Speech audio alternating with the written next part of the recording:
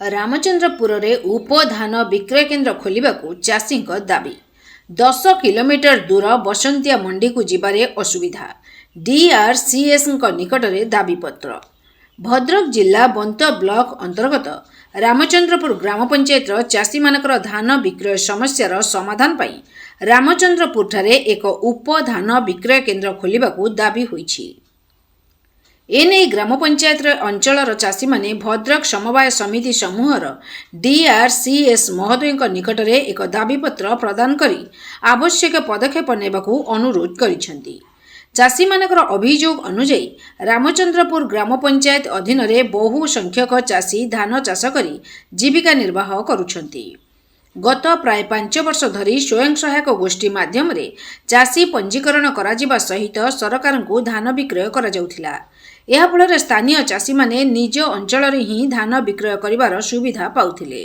तेबे वर्तमान सरकार निष्पत्ति अनुसार स्वयं सहायक गोष्ठी को चाषी पंजीकरण पाई सुजोग दिया जाई नथिबारु एही अंचलर चाषी मानकर समस्या बढ़ीची बोली दाबीपत्र रे उल्लेख करा जाईछि। हमें गणमाध्यम आमे आसिलु एठी हमर डीआरएसएस को अभियोग करिया पे डीआरएसएस को कलेक्टर मीटिंग अछि कलेक्टर को अभियोग करिया आसिलु कलेक्टर सर मीटिंग रे अछंती मैं जाहो असिस्टेंट सर सहित मैडम सहित देखा हला मैडम प्रतिशत देइछथि हमर रामचंद्रपुर सब सेंटर दरकार आउ सब सेंटर है आमर जो चाषी मैंने अच्छा महिला चाषी कि माने जो वृद्ध लोक चाषी ये चाषी से 10 किलोमीटर दूर हो सोसाइटी आमको से जापारे ना तेणु आमको दाबी रोचे आम गणमाध्यम जरिया सरकार को जनाऊँ जे सरकार आम निष्पत्ति गणमाध्यम जरिया सरकार जनाऊँ जे से केमी आम दाबी पूरण कर आम रेजिस्ट्रेशन और सब सेंटर रामचंद्रपुर पंचायत में करा सरपंच पाखे अच्छा सरपंच घर जोगे देवा प्रतिश्रुति दूसरी तेणु से आप माध्यम आम सरकार को निवेदन आम मो सहित आमर वर्तमान सरपंच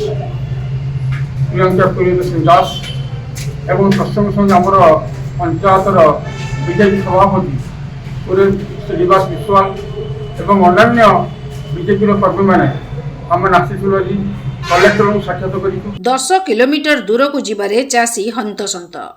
रामचंद्रपुर ग्राम पंचायत चाषी मानकर पंजीकरण और धान विक्रय पई बसंतिया सेवा समवाय समिति अधीन रे व्यवस्था करा जाइथिबार कुहा जाइछि।